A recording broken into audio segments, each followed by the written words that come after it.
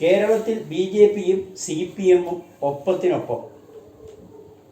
കേന്ദ്രത്തിലും കേരളത്തിലും ഭരണവിരുദ്ധ വികാരം അലയടിച്ചു. പിണറായി ഭരണത്തിൽ കണ്ണൂരും കൈവിട്ടു. കേരളത്തിൽ എൽ.ഡി.എഫ് കനത്ത പരാജയം. ബംഗാളിനും ത്രിപുരയ്ക്കും ഒപ്പം എത്തുമെന്ന ആശങ്കയിൽ സി.പി.എം. പിണറായി വിജയന്റെ ഭരണത്തിനെ ജനങ്ങൾ എങ്ങനെ വിലയിരുത്തുന്നു എന്നതിൻ്റെ യഥാർത്ഥ വിധിയെഴുത്താണ് സംസ്ഥാനത്ത് ജനങ്ങൾ നടത്തിയത്. മോദിയുടെ ഏകാധിപത്യ ഭരണത്തിനെതിരെയുള്ള ജനവിധി ബി.ജെ.പിക്ക് കനത്ത തിരിച്ചടിയായി.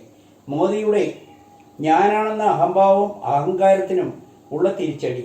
മോദിയുടെ യഥാർത്ഥ മുഖം ഇന്ത്യൻ ജനത തിരിച്ചറിഞ്ഞിരിക്കുന്നു. 2014-ലെയും 2019-ലെയും നടത്തിയ അടവുകളും കള്ളപ്രചാരണങ്ങളും ഈ തെരഞ്ഞെടുപ്പിൽ വിലപ്പോയില്ല.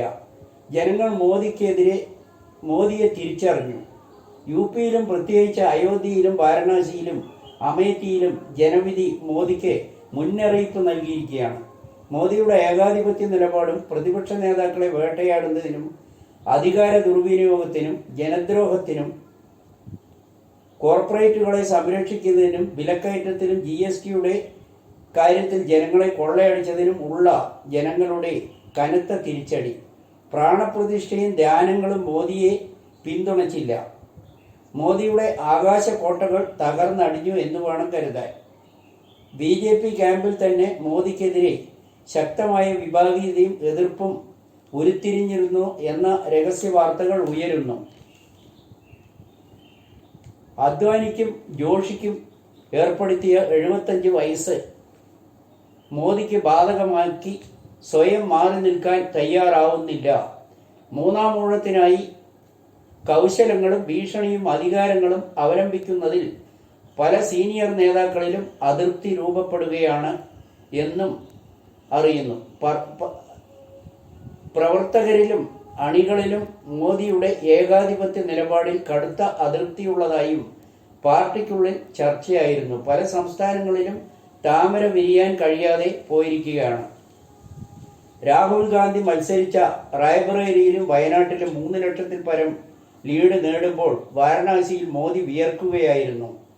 അഹങ്കരിച്ച സ്മൃതി ഇറാനിക്കും അമേഠിയിലെ ജനങ്ങൾ നല്ല പാഠം പഠിപ്പിച്ചു. അതാണ് ഈ പ്രാവശ്യം രാഹുൽ അമേഠിയിൽ മത്സരിക്കേണ്ട ആവശ്യമില്ല, നെഹ്റു കുടുംബത്തിൻ്റെ വിശ്വസ്തനായ സ്ഥാനാർത്ഥിയെ മത്സരിപ്പിക്കുന്നത് തന്നെ ധാരാളം എന്ന് പറഞ്ഞത് ഇപ്പോൾ കൃത്യമായി എന്ന് തെളിഞ്ഞിരിക്കുന്നു. കേരളത്തിൽ UDF അത്ഭുതാവഹമായ മത്സരമാണ് കാഴ്ചവെച്ചത്.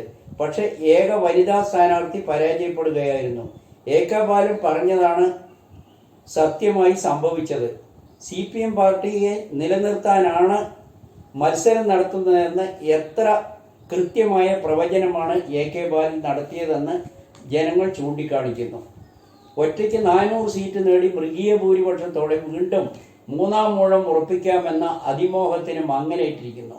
NDAക്ക് ഭരിക്കാനുള്ള ഭൂരിപക്ഷത്തിൽ എത്തിയതിനാൽ മന്ത്രിസഭ ഉണ്ടാക്കാനുള്ള തിരക്കിട്ട ചർച്ചകൾ നടക്കുകയാണെന്ന് അറിയുന്നു. അതേസമയം ഇന്ത്യ മുന്നണിയും ഡൽഹിയിൽ തിരക്കിട്ട ചർച്ചകൾ നടത്തി വരുന്നു. ഇതിന്റെ ഭാഗമായി ശരത് പവാർ നിതീഷ് കുമാറിനെയും ചന്ദ്രബാബു നായിഡുവിനെയും ഫോണിൽ ബന്ധപ്പെട്ടതായി അറിയുന്നു. മോദിയും അമിത്ഷായും ചന്ദ്രബാബു നായിഡുവിന് വലിയ വാഗ്ദാനമാണ് മുന്നോട്ട് വച്ചിരിക്കുന്നത്. കുതിരക്കച്ചവടം നടക്കുമെന്നും തള്ളിക്കളയാനാവില്ല. എക്സിപ്പോൾ നടത്തിയ ഏജൻസികൾ ഇതിലേറെ വഷളാകാനില്ല. അത്രയ്ക്ക് നാണം കെട്ടുപോയിരിക്കുന്നു. തെരഞ്ഞെടുപ്പ് ഫലം വന്നപ്പോൾ BJP ക്യാമ്പിനെ ഞെട്ടിച്ചിരിക്കുകയാണ്. ഇന്ത്യ മുന്നണിയെ മോദിയും അമിത്ഷായും സംഘവും എഴുതി തള്ളിയത് അട്ടിമറിച്ചുകൊണ്ടാണ് ജനങ്ങൾ വിധിയെഴുതിയത്.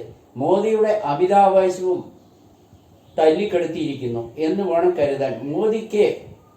മോദി പ്രധാനമന്ത്രിയാകാം. കഴിഞ്ഞ 2 പ്രാവശ്യം നടത്തിയ ഭരണ സ്വാതന്ത്ര്യം ഇനി ഉണ്ടാകില്ല എന്ന കാര്യം ഉറപ്പിക്കുകയാണ്. മോദിയുടെ ഇഷ്ടാനുസരണം NDAക്ക് ഭരണവും ഭേദഗതികളും ഭരണഘടനയിലെ മാറ്റം വരുത്താനും കഴിയില്ല. പ്രതിപക്ഷത്തെ ഇതിനു മുൻപ് കൈകാര്യം ചെയ്ത പോലെ ഒതുക്കി നിർത്താനൊന്നും സാധിക്കില്ല. രാഹുൽ പാർലമെന്റിൽ തിളങ്ങുമെന്ന് വേണം വിശ്വസിക്കാൻ. രാഹുൽ തന്നെയാണ് കൃത്യമായ പ്രതിപക്ഷ നേതാവെന്നാണ് അറിയാൻ കഴിയുന്നത്.